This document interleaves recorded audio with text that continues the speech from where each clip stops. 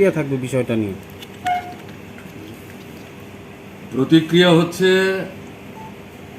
জনগণ থেকে এই সরকারের মেয়াদ যত কমে আসছে তত বেশি বেশি করে বিচ্ছিন্ন হচ্ছে।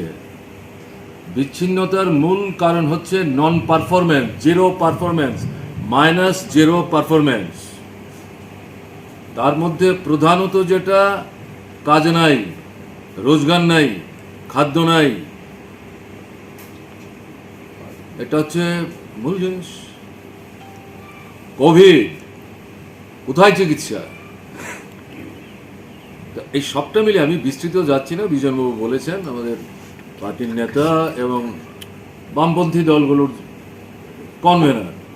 তো এই জায়গায় দাঁড়িয়ে যে মন্তব্য এটাই যে এটা শক্তির লক্ষণ না।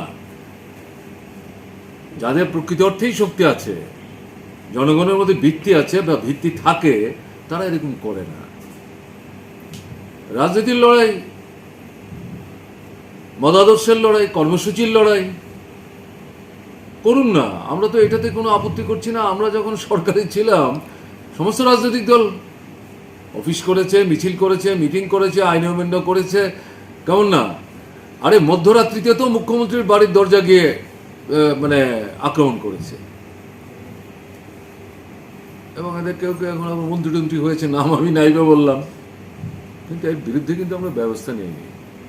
আমরা মোকাবেলা করেছি এটাকে পলিটিক্যালি, আইডিওলজিক্যালি, কেমন না? তো এটা যেটা হচ্ছে, এটা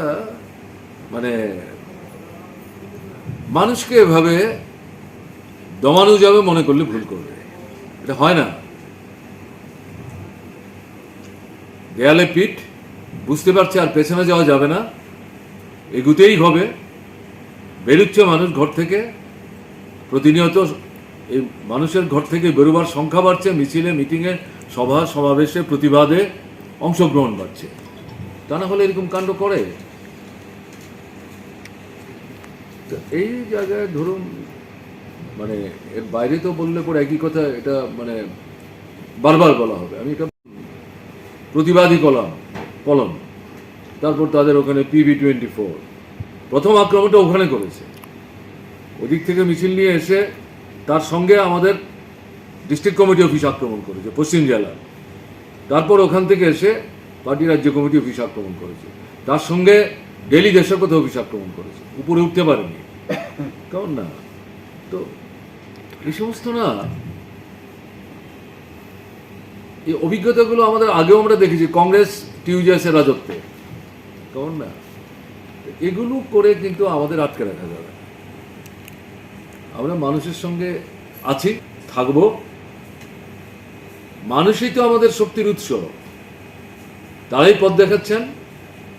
তাদের থেকে একসাথে মিলে লক্ষ্যে আমরা পৌঁছার যে সংগ্রামটা, এই সংগ্রামটা চলতে থাকবে। মন্তব্য এতটুকুই করবো। আর সব তো দেখছেন মানুষ, না? আর মাধ্যমে দেখছেন, শুধু মানুষ ছুটে আগরতলা এই ঘটনার পর তাদের খবর দিয়ে ঘৃণা জমে।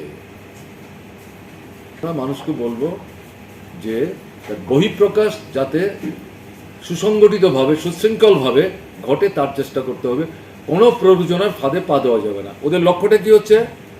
খাদ্য। Is my job, it's a very relevant question. উদয়পুরে যে ঘটনা আজকে ঘটাবে, আটকানো যাবে যুবকদের? এই আন্দোলনগুলো হচ্ছে খাদ্য চাই, রেশন চাই, ঔষধ চাই, রাস্তাঘাট ঠিক করো, জমির ফসল ফলাবনে ভালো বীজ দাও, যে আমাদের ইরিগেশনের যে প্রজেক্টগুলো, এগুলো নষ্ট হয়ে গেছে, এগুলো ঠিকঠাক করো। কেমন? খালি বক্তৃতায় বলছো মস্টেট হচ্ছে, আর মানুষ সেখানে অভিজ্ঞতা দেখছে, এই তো পিছন দিকে চলে যাচ্ছে আমরা। এরা চাইছে এই সন্ত্রাসের মধ্যে আটকে রেখে এই আন্দোলনগুলিতে যাতে মানুষ অংশগ্রহণ করতে না পারে।